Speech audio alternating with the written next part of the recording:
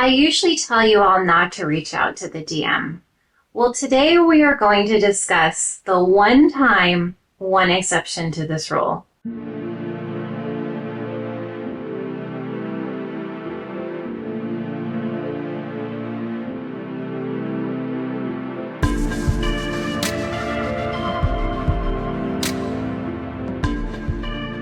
Today we're going to talk about all the growth steps that need to occur before communicating at all with your DM in the 3D. The number one most important of them all is that you must know 100% that you aren't reaching out because of inner child wounding. I go to lengths to explain this in other videos, but basically just make sure that there isn't a hidden little girl or boy inside of you asking for love from your DM. Because the inner child needs 90% of their love from you. Making a request from the level of the inner child always comes off as needy.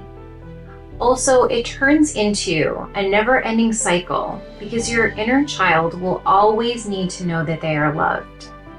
So if you've done inner child work and they feel quiet or they're playing in the sandbox, then this one is a pass.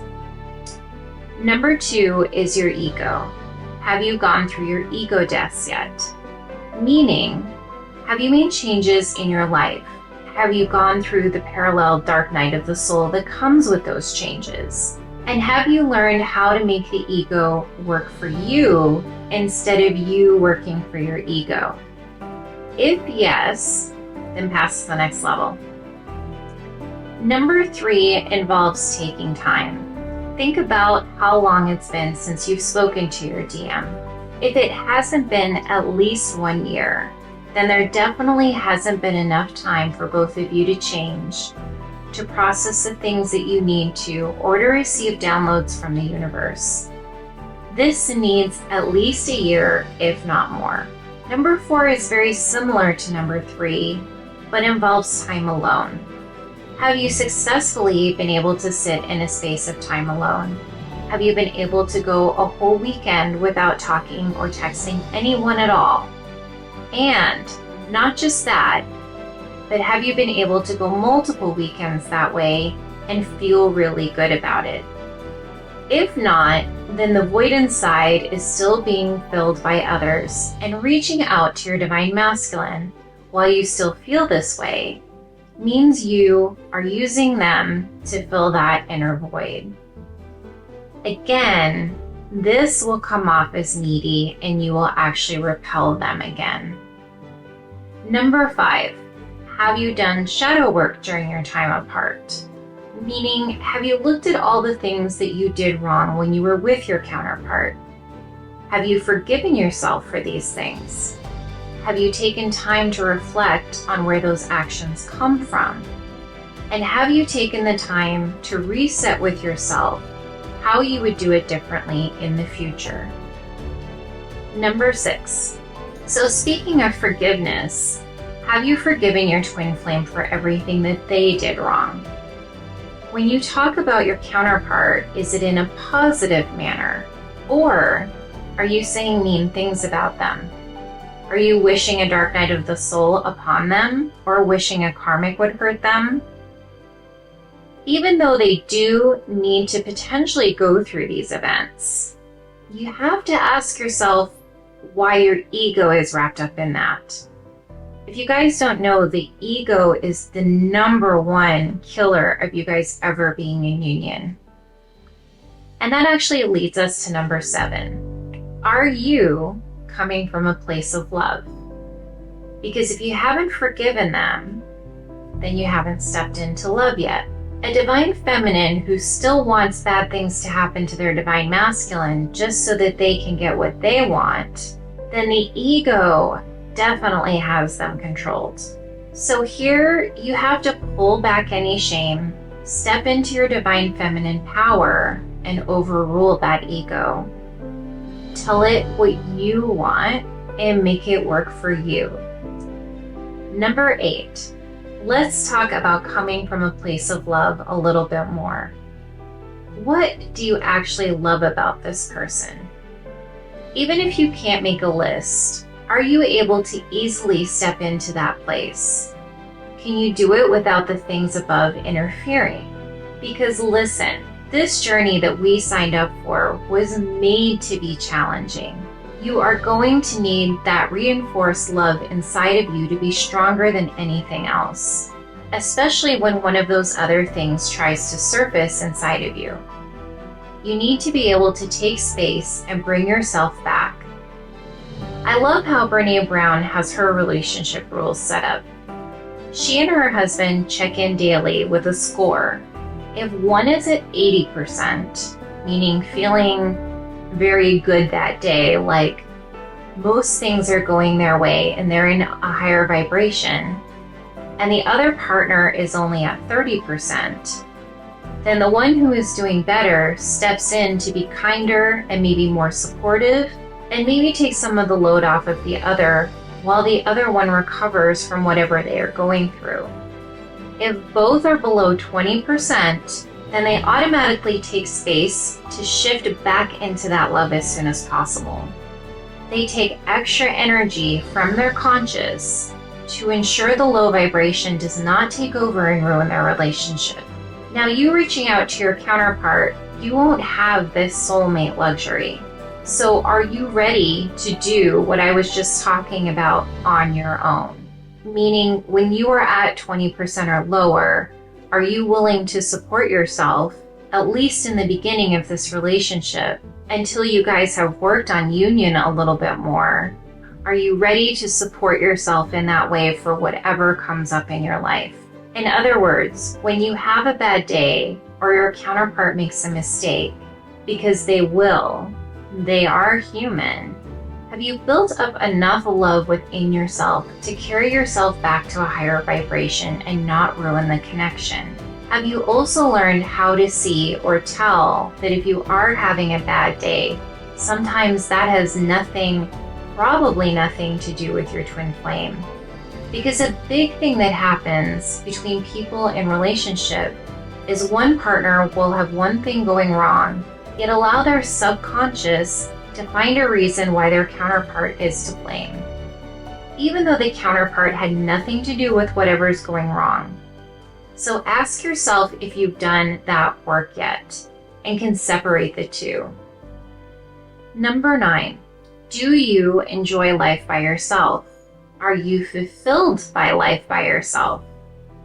Here's a quick test. Let's say that you just sent a text to your counterpart that you haven't spoken to in a year. Can you move on with your day and not think about it much? Or are you checking your phone every 5 minutes to see if they've responded?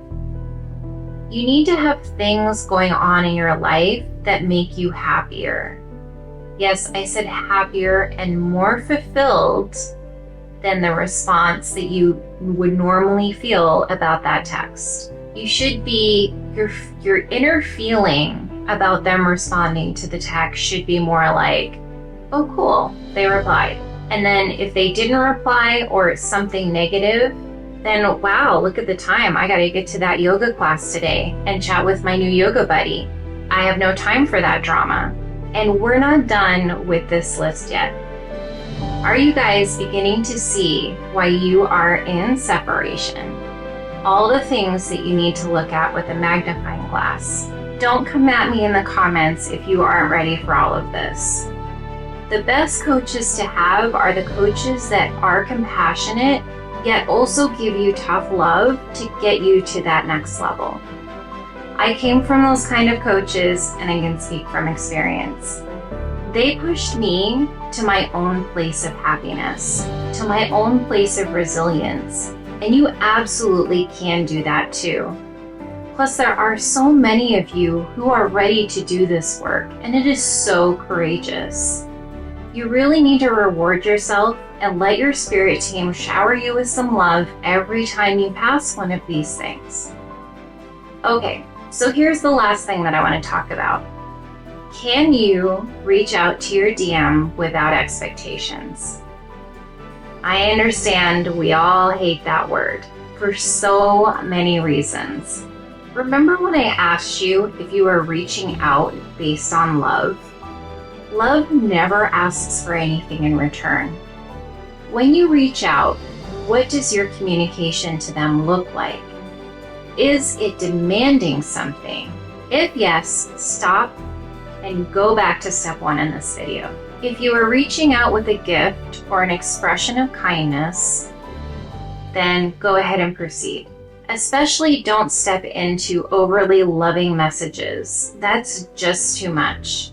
And guys, the reason why I'm saying all of this is that your twin flame can always tell what place that you're coming from. I don't want you to feel like you are walking on eggshells with them by any means at all. And I don't want to say that they come first in all of this. I'm just saying if you do reach out, make sure it's coming from a place of, I'm fulfilled, I can take care of myself, I don't need you, you don't respond, you're not going to ruin my day. That's why I'm saying all of this. It definitely is not that they come before you or that, they deserve to be put on a pedestal by any means. So don't take any part of this video as that message. What I'm doing is just trying to make sure that when you do reach out, it's not coming from a place that is going to repel them. What you want is to come from a place when you've healed all of this stuff within you, when you've balanced your energies, when you've done all of these things, your twin flame and you will be drawn back together with each other almost like magnets. And so that's the goal of what we're working on here. So in the beginning, overly loving messages is going to be too much for that. So don't say, I miss you. Say something high vibrational. That's how twin flames are at our best, when we're in a higher vibrational level. And the hardest part, like I've kind of already mentioned, is you must let go. If you start playing in your mind how they will respond, then you will have gone down the wrong path. Let me explain this. Know how I was just talking about having little to no reaction about their response, or before the text even comes in? Are you picturing your fantasy romantic response? Or do you picture the worst case scenario, the cold or the mean response? The fantasy one will make you feel really happy, and the mean one will make you feel really depressed. So what just happened here? What happened was you actually gave your power to your divine masculine. If you're going to reach out, you have to be able to separate love from giving your power away, because absolutely one has nothing to do with the other. Soulmates tend to do this a lot, and that is why this part is very confusing. I'm actually going to drill it into you guys one more time. You are a twin flame, not a soulmate. So you express love and then you set it free. Twin flames are always their best in life when they are set free, meaning we don't have requirements. We don't try to force one another to love each other. We love each other freely because we want to. When you give your power to them, you're actually draining your own high vibration, your own happiness, and you have nothing left to give yourself. So give the love and keep the power only for you. Your inner self-love, confidence, and divine feminine should be 90% untouched by your counterpart's action or non-action. Remember how I tell you guys that you can't expect your counterpart to raise your vibration more than 5%? Well, that's exactly where this plays in. This is how you have no expectations. Did I say that we were on the last point? I'm sorry, I actually lied. The very last one thing that needs to happen is the universe has to give you a sign. That sign or signs should be pretty clear that it's time for you to reach out to your divine masculine. Let them actually go ahead and just beat you over the head with it so you're really sure. And remember that this doesn't mean union. It just means the universe has placed everything just right so that communication between the two of you now has some kind of purpose. This might be a test. The universe might be asking if you are both ready, and that's why it's good to look at any potential things that may come up. Any self-blocks that you have to love, like perfectionism or inability to be vulnerable, maybe a mask, or the feeling of anxiety around it all. You need to have a plan on how to deal with these things. What is that saying that they have? Those who don't plan to fail? That's really important here. Our twin flames are always encouraging us to up-level and improve. We don't have to be perfect. In fact, we have to accept that we aren't. As always, I love you all. Please like, comment, and subscribe, and I'll see you in the next one.